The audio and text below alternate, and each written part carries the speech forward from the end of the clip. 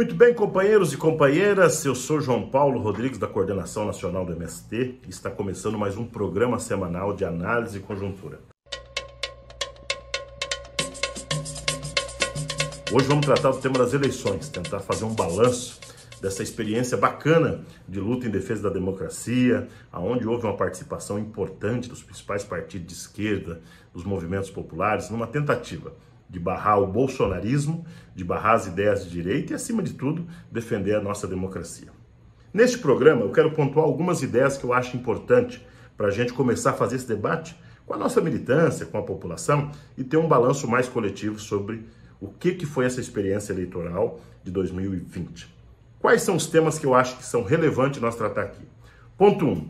Essas eleições de 2020 ela acontecem num cenário de uma crise econômica gravíssima, onde o nível de empobrecimento das pessoas, do desemprego e, acima de tudo, uma situação econômica sem perspectiva de melhoras.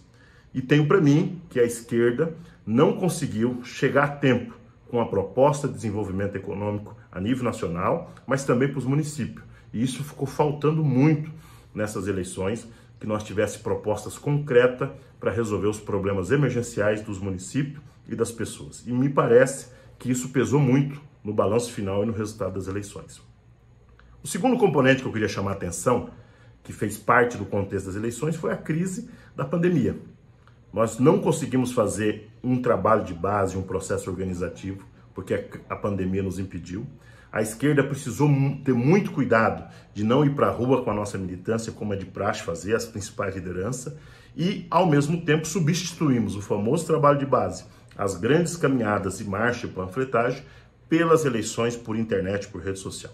E óbvio que todos nós sabemos que neste campo nós não temos o acúmulo necessário para conseguir fazer com que as pessoas compreendam as nossas ideias. Talvez chegamos um pouco melhor na juventude, mas na população mais pobre, nos interiorzão desse país, no conjunto da classe trabalhadora que ainda não tem acesso às informações pelas redes sociais, acabou ficando um pouco prejudicado. E isso também é necessário avaliar ao pensar o resultado total das eleições. E por fim, ainda vivemos sobre ótica do resultado do golpe de 2016.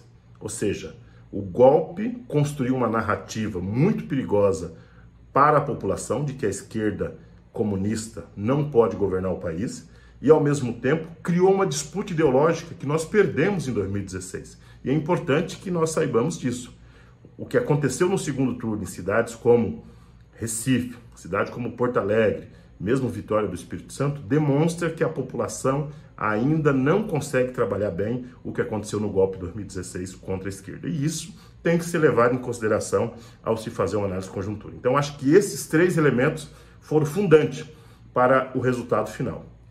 Nossa avaliação é que a esquerda não aumentou, do ponto de vista de quantidade de voto ou quantidade de prefeitura ou vereadores, mas também não há motivos para o muro das lamentações de choradeira que a direita foi derrotada. Os números demonstram que nós tivemos a mesma quantidade de voto que tivemos em 2016, tivemos agora. Isso é ruim? É muito ruim. Nós poderíamos ter aumentado. Mas, ao mesmo tempo, dá uma demonstração de resistência ativa, que mesmo nas condições mais adversas, nós conseguimos manter o mesmo padrão de 4 anos atrás. E isso nos dá fôlego, nos dá elemento para nós continuar crescendo. Fora isso, nós tivemos um processo muito bonito nas eleições. Uma participação de militante, foi uma eleição onde que não houve tanta máquina eleitoral sendo envolvida nas eleições de esquerda, pelo contrário, foi uma eleição militante mesmo. E a novidade é a participação da juventude. Muitos gostam de demonstrar a quantidade de candidatos jovens. Eu acho que o mais importante é a quantidade de cabos eleitorais jovens que participaram no país inteiro. O movimento cultural participou com muita força, as ideias de projeto de Brasil se constituiu, o tema ambiental apareceu com muita força e houve uma participação muito grande e a presença do movimento LGBT, do movimento negro e a participação das mulheres. E por si só, eu acho que isso já é uma riqueza, uma vitória desse processo eleitoral que precisa ser levado em consideração. Bom, o que eu acho que do outro lado também tem que ser avaliado? A direita ganhou. E ganhou porque tiveram mais voto, porque tiveram um processo de organização das eleições que permitiu ganhar também mais prefeituras e prefeituras importantes, como é o caso de São Paulo, como é o caso do Rio de Janeiro, prefeituras importantes do Nordeste, que eles tiveram, ganharam as eleições, e também no Centro-Sul do Brasil. Nesse sentido, a direita ganhou essas eleições se dividindo em 3 grandes blocos, que possivelmente vão se juntar lá na frente, mas que nesse momento estão divididos. O bloco mais importante e forte que saiu dessas eleições foi o bloco do DEM do PSDB. É um bloco perigoso, porque ele tem projeto. Ele foi derrotado no período do Lula e da Dilma, mas ele aparece com muita força. Precisa acompanhar de perto as movimentações desse bloco. O segundo bloco é o Centrão. É um bloco perigoso, porque tem vários pequenos partidos e apareceu com muita força nessas eleições. O Centrão é perigoso porque, ora, ele namora com o DEM e com o PSDB, mas, ora, ele também é bolsonarista. Há quem diga que é uma reserva eleitoral e moral do bolsonarismo no país todo. E o terceiro bloco é o Bolsonaro em si e suas ideias junto a esses partidos todos, mas que tem como principal objetivo reorganizar o seu governo e a sua campanha para 2022. O bolsonarismo, na minha opinião, ele sai derrotado como partido, como figura.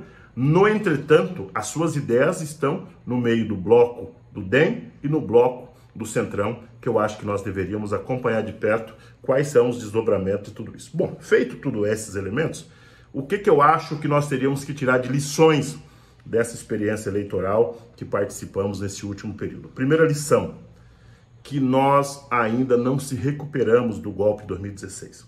Não se recuperamos do ponto de vista das lutas, não se recuperamos do ponto de vista organizativo e não se recuperamos do ponto de vista de reconstruir um projeto que pudesse dar unidade a toda a esquerda. Então, acho que isso é uma lição importante para nós levar em consideração.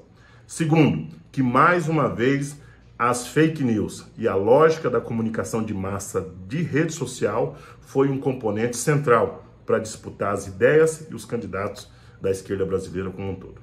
3, que ainda temos muita dificuldade de construir uma aliança concreta no campo popular, no campo progressista. A esquerda se dividiu em 2 grandes agrupamentos, PT, PSOL e PCdoB, e PDT e PSB. E nós percebemos que em muitos momentos poderíamos ter coisas unificadas e não foi possível. E isso demonstra, para enfrentar o bolsonarismo, que esse campo deveria ter melhor unidade e melhor processo organizativo da campanha e assim por diante. E por fim, como parte das lições que eu acho que é importante, é do ponto de vista da construção do método. Nós ainda temos uma lógica de fazer eleições, uma lógica de fazer campanha muito conservadora e não conseguimos envolver os setores médios da população.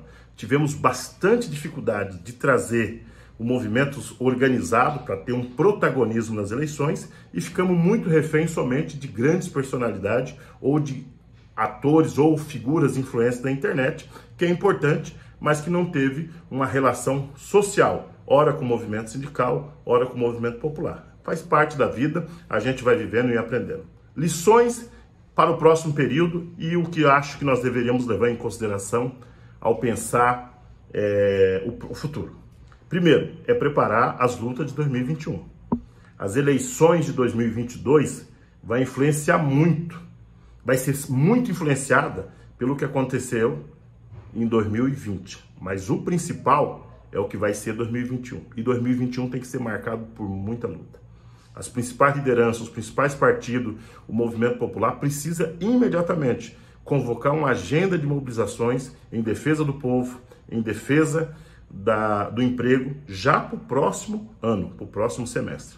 Segundo grande desafio é cuidar das pessoas em tempo de pandemia.